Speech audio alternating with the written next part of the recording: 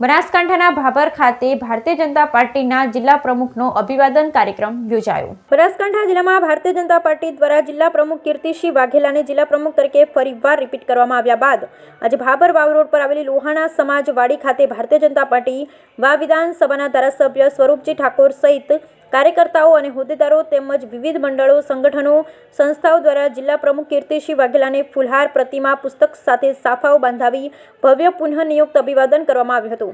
જ્યારે ભાભર જાગીરદાર દરબાર સમાજના આગેવાનો દ્વારા કીર્તિસિંહ વાઘેલાને ફુલહાર સાથે તલવાર આપી સન્માનિત કરવામાં આવ્યા હતા, જેમાં ભાભર, સુઈગામ અને વાવ તેમ મળી 3 તાલુકાના કાર્યકર્તા મોટી સંખ્યામાં ઉપસ્થિત રહ્યા। બ્યુરો રિપોર્ટ ભરત ઠક્કર।